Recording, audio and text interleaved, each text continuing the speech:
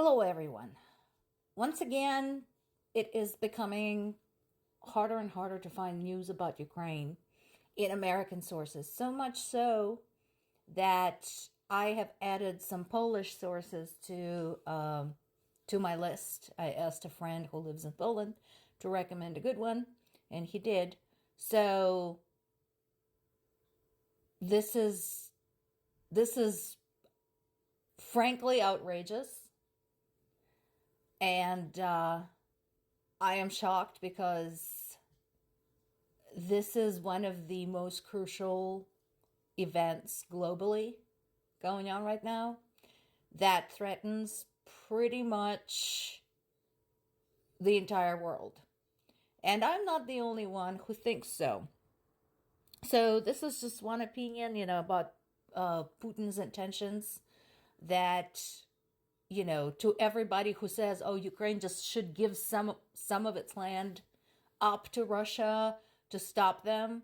And anyone with half a working brain cell understands that that's ridiculous because he's not going to stop. He's just going to do exactly the same thing as he did after he was allowed to keep Crimea and fanned a conflict with his militants in the Ukrainian southeast. And he'll just keep going, if not stopped. And he is very blatant about this. This is from one of my Polish sources. This is actually an American General Ben Hodges says that Russia is very much in position to unleash World War III onto the world, and the world is not ready. What he's talking about is specific preparation. And there's several NATO officials that express the same sentiment, especially those who are well-versed in politics, history, and defense and national security, saying we're not ready. If Putin bulldozes Ukraine and ends up on our doorstep, what are we going to do? We need to be talking about. Last week, if you recall, one of Swedish officials got actually scolded for saying that we should be preparing for war. But he's right. He's absolutely right. And the rest of the world really should listen to these people. At present, the conversation continues about the aid to Ukraine. So this is a very good statement by European Commission President von der Leyen. Yes, it needs to be consistent. Remember, people were criticizing Ukraine for inconsistencies and slow pace of the counteroffensive, even though Ukraine had since made progress and dealt some serious blows to Russia. Why? Because they can't count on resources.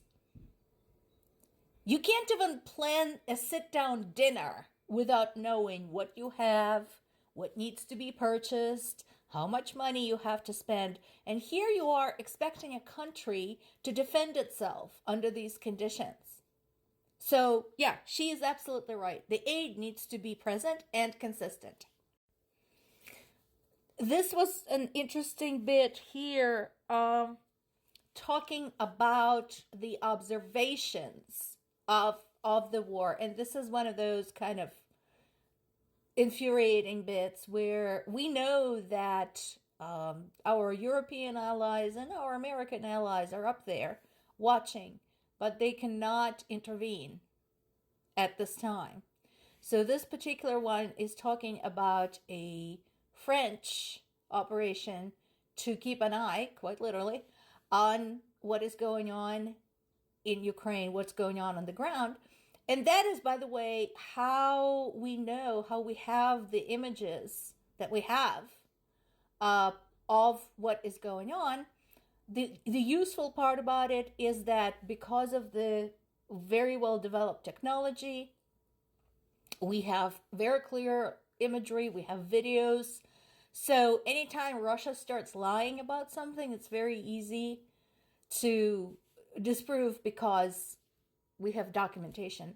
At the same time, like I said, the fact that somebody, an ally, is up there just watching, but that's all they're doing, that is kind of annoying. There is a very negative perception of the wealthy people in the U.S. right now, and rightfully so. You know, we shouldn't have all that wealth focused in the hands of this tiny group of people. However, I understand the Ukrainian government's decision to reach out to those money bags because these are private individuals, privately held companies, these are or corporations, um, where decisions are made by the board members and not by the US government. And so if those companies privately decide to financially support Ukraine, that's just fine by Ukraine because, again, Ukraine needs help. Lots of it, financial, military, etc. So they're going to go for help wherever they can get help. We'll see what the big money bags, the big money people are going to say about this. While extremely volatile and endangered right now, Ukraine is also a land of tremendous potential. We already talked about Ukraine offering itself as a kind of military development lab for its allies. So I'm sure there are some investors who are seeing a possible big opportunity there. So we'll see. And then this is still going on. So remember I told you I was going to look up whether this effort was still underway. So US and the rest of G7 are trying to figure out a way how to send the frozen assets, the frozen funds that they cut off from Russia and send them to Ukraine. This is not something I understand very well. I mean, in my mind, it's pretty simple. Just open the accounts and send the stuff to Ukraine. We because here on the ground, we have been sending money to Ukraine using PayPal. Surely there is a way to do this at the international level, but apparently it's more complicated than I thought. So I'm hoping they'll figure it out because that is a huge amount. That's $300 billion. That is, for those who watched my segment from 2 days ago, if we're doing math, that is almost 10 times as much money as US had sent to Ukraine in 1 year so far. So you can see how that could make a tremendous difference. But again, we have to wait and see. And then there is this, and this is a big concern. So remember I told you there's a conflict in Ukrainian government about how to beef up Ukrainian army. They're hesitant to announce another conscription, but at the same time, the families of the soldiers who have been on the front lines for 2 years are starting to speak up, and they're right. Having a completely worn out, exhausted army is not a good proposition when you're fighting a war. There needs to be a rotation. And since the UN is completely in Russia's pocket, there is no chance of getting the peacekeepers on the ground. There has to be more. The army has to be larger to establish a rotation, to allow the existing soldiers at least some time to recover. So that is a very precarious situation, and I'm definitely watching the development.